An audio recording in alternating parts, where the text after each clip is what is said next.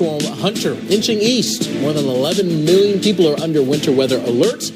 The system bringing a mix of snow, ice, and rain spanning the Midwest and East Coast. We're tracking this storm hour by hour. Plus, California recovering from deadly mudslides. At least 15 people dead after rain soaked the state. More than 50 rescues and dozens of homes destroyed. What's next as people begin to clean up?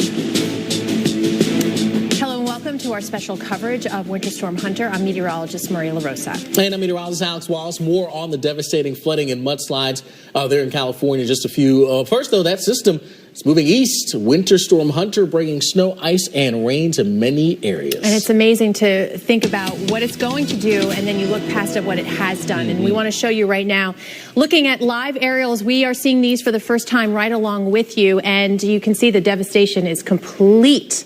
You have mud up to the roof line in some of these shots that you can see. Again, Alex, the good news is you see that sun shining, so that rain part of this story is easing up, which is great. Yeah, that's what you want to see for sure. But my goodness, the damage in a lot of these cases has been done. I mean, I just can't even imagine. What do you do? Mud everywhere. It's heartbreaking to see. And we spoke earlier with the Santa Barbara County Fire Department, a representative there, and she was telling us, we're thinking how difficult it is for them after dealing with fires, now the devastation of these mudslides. But she is saying that now they're a fine-oiled machine and working seamlessly and so well together to help as many people as possible. Yeah, you have to certainly go off to all the crews working tirelessly here, again, going from the fires and now having to deal with this situation. It has no doubt been a rough month or two here for us across Southern California. But again, looking live now, Montecito, and you can see these homes are basically surrounded here by all sorts of mud and debris. We will continue to bring you live pictures, updates from California. We also want to turn our attention to what's next for this very same system. This Winter Storm Hunter set to track snow from the Rockies all the way to the upper Midwest. St. Paul, Minnesota, you'll get in on this as we get into tonight and Thursday. Cleveland, you are next with impacts Thursday night and into Friday. And to top it all off, that cold that'll be setting in and dramatically setting in, Alex. Yeah, it's going to get frigid again. We thought the early part of the year bringing it in was cold. Well, this is going to be close to that range. Another really, really cold air mass dives on in. But before that happens, we've got to deal with some of the wintry weather. We've got a number of alerts that are in place, winter storm warnings, winter weather advisories, watches in place as well. Many of those watches will be upgraded to warnings here before long. But right now, we do have some snow encompassing a good chunk of eastern Montana. It's starting to slide out into the Dakotas here, at least in North Dakota, the western part of the state. They're finding a little bit of light snow showing up there. Not a whole lot as you head east, Duluth, Minneapolis, down towards Sioux Falls. Temperatures there in the 30s with mainly cloudy skies. And then you work your way back towards the west. That's when you get into some snow. Billings, Jackson are both locations seeing some of that snow. Rapid City has cooled down a bit. You're now down in the 30s. You were well up into the 40s not too long ago. So here's the setup. There's our storm system now. Big dip of the jet stream and moisture starting to flow from the south to the north, coming in out of the Gulf of Mexico. So that is the source of moisture, the Gulf of Mexico. Moisture meeting up, though, with some of that cold air that's coming in from the north. And that is going to mean some wintry precipitation. Some folks are going to be seeing the whole spectrum from freezing rain to sleet and snow as well out there for us. So quite a bit of a mess is getting ready to set up. So here's your afternoon. The snow will continue to spread its way across the rest of the northern plains, expanding here as we head on through our rush hour by tonight. Omaha getting involved in some of the snow. Minneapolis goes from some of that mix to snow throughout your Thursday morning. Could be a tough commute to the work. And then by the time we get towards the evening, things quieting down here, at least in the middle of the country, but not before we see it adding up out there for us. Some of the totals here south of Minneapolis, Maria, anywhere from 5 up to even 8 inches of snow. So its high impact capabilities continue as it crosses the country, and you get a sense of the dramatic and extreme nature to the system just by looking at a temperature forecast as an example.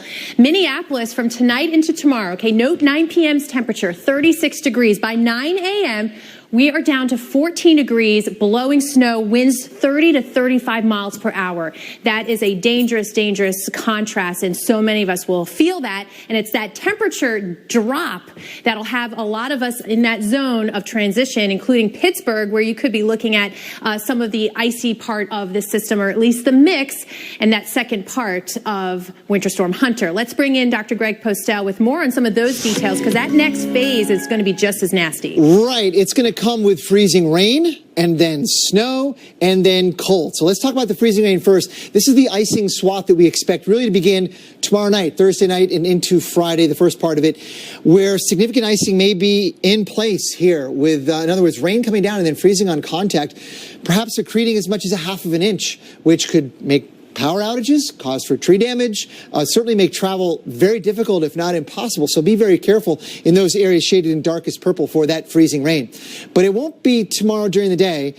6 o'clock, you might still see mostly rain on the map, but that is deceiving because much colder air is going to slide underneath all that warm air aloft, underneath that rain essentially, hug the ground, and the rain will keep coming down, but the surface temps will fall below 32, and that rain will freeze on contact, and there it is. There it shows up. You see how that transition works? You go from rain over to freezing rain, and eventually, I'll show you in a second, you're going to go over to snow. But let's have a look on Thursday evening at Paducah, Kentucky, for example, and some of the areas nearby, what will be happening to your temperatures as that cold front swoops through. So it's going to be Thursday evening pretty warm in western Kentucky and western Tennessee. Surface temps may be well into the mid-50s, so you're going to have lots of rain coming down. Some of it could be heavy with maybe even a thunderstorm or two. But going from Thursday evening, step by step into Friday morning, the surface temps come crashing down as that Arctic air barrels its way in, and you get rain aloft here at 40 degrees, a few thousand feet above the ground, falling into that surface air below 32, and you get the freezing rain. It is not just Paducah, it is many other locations in the Mid-South and Midwest. They're going to see that very early on Friday, maybe even in the rush hour. It's also going to be complicated by snow coming in even behind that. So you're going to have the ice, then the snow, and then the cold. This is a map, time it out through Saturday morning. We're going to be still dealing with this in New England and New York State, likely on Saturday morning. East Coast, good news for you, mostly rain. The storm track is too far to the west. The air is too warm, but it is just inland into the Ohio Valley that we're going to be seeing that ice and then this much snow, we think, on top of that. So this is a very significant event, and one of the most unfortunate aspects of it is the sort of progression of it all. Columbus, Ohio, being one of those many cities, for example, going from warm to cold, rain to ice to snow. We'll be right back. More on Hunter.